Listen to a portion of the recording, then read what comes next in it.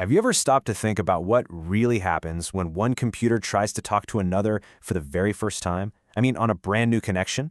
It seems like it should just work, right? But underneath the surface, there's this really cool digital conversation that has to happen first. So let's dive in and follow the journey of a single network packet. Okay, so here's the scene for our little story. We've got 4 computers, PC1 through PC4, all plugged into the same local network. Simple enough.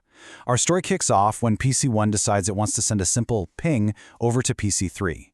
Now, a ping is basically just a network message that says, "Hey, you there?" It's kind of the digital version of tapping someone on the shoulder to see if they're paying attention.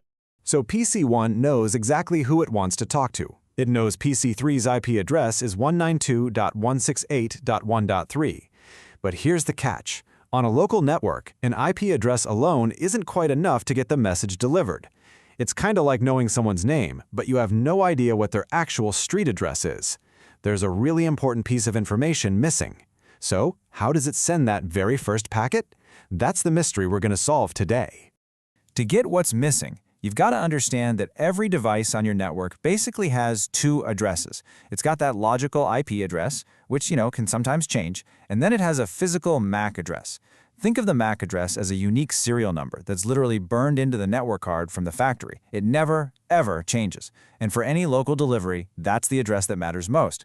Let's use an analogy. Imagine you're sending a package inside a huge office building. The IP address is like the person's name. Let's say John Smith. You know who it's for, but to get that package right to his desk, you need his specific office number, right?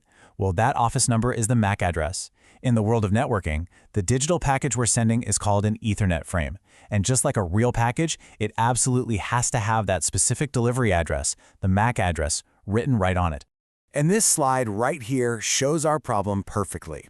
PC1 knows its own IP and MAC address, no problem. And it knows the IP address of where it wants to go.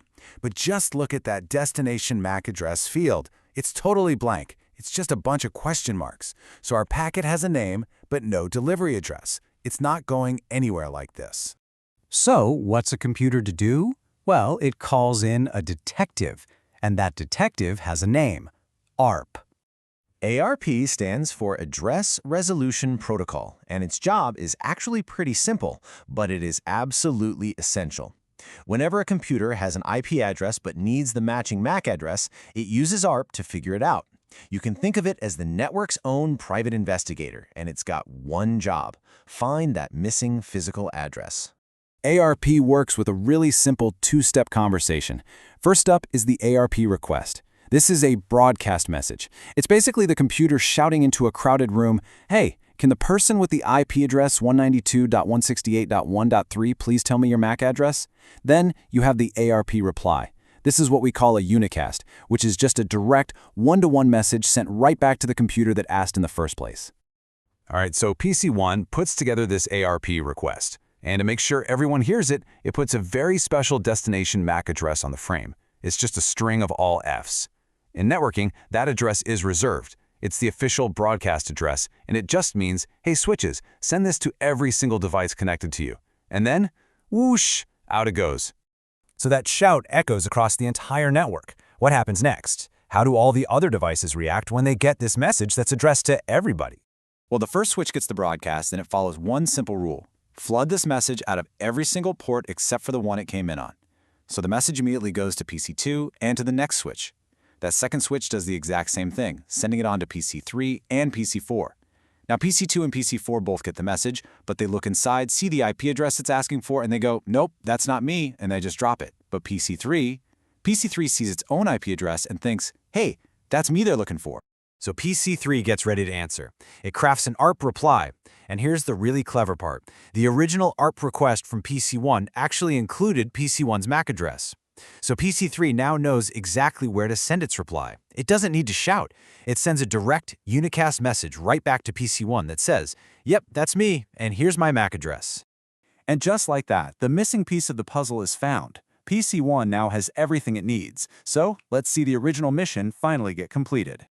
Okay, so PC1 gets that ARP reply, and it doesn't waste any time. It immediately saves this new piece of information in a special place called its ARP table. If you look at the screen, you can see the proof. There's an entry now for PC3's IP address, 192.168.1.3, and right next to it is the physical MAC address. It's marked as dynamic because the computer learned it automatically, all on its own. And now, the problem from the beginning is solved. Remember those question marks in the destination MAC field? Well, look now. The field is filled in with PC3's actual real hardware address. The package is finally fully addressed and it is ready for delivery. And mission complete. PC1 sends its ping, which technically is called an ICMP echo request. ICMP is just the name of the protocol for these kinds of diagnostic messages. PC3 gets it and sends back an ICMP echo reply. And on our command line, we see the success message. The two computers are officially talking to each other. You know, this right here tells the entire story perfectly. This is a capture from a tool called a network analyzer, and you can see the whole sequence play out. Look at line 1. There's our ARP broadcast from PC1 asking, who has this IP? Line 2, there's the ARP unicast reply from PC3. And only after that do you see the actual ping, the ICMP echo request and its reply. It's the entire conversation right there in just 4 packets. But here's something cool. It wasn't just the computers that learned something new during this little exchange. The network devices themselves actually got smarter too. See, as those frames were flying back and forth, the switches were paying close attention. They were looking at the source MAC address of every single frame and making a note of which port it came from. They build their own internal maps called MAC address tables. So what does this mean? It means the next time PC1 wants to talk to PC3, the switches don't have to broadcast the message to everyone. They now know exactly which port PC3 lives on. Instead of shouting, the switch can act like a smart telephone operator, connecting the call directly to the right extension without bothering anyone else. It's way more efficient. So there you have it. That's the elegant little dance of ARP that lets devices on the same local network find each other. They shout to discover, and then they build tables to remember what they've learned. But this only works when you're talking to someone in the same room. So what happens when PC1 needs to talk to a server on the other side of the planet? Well, that's a whole other story for another time. If you enjoyed following that packet on its very first journey and finally getting your head around how ARP works, we'd really appreciate it if you hit those like and subscribe buttons. It's a huge help. It tells us you enjoy these kinds of deep dives and it lets us make more of them. Thanks so much for watching.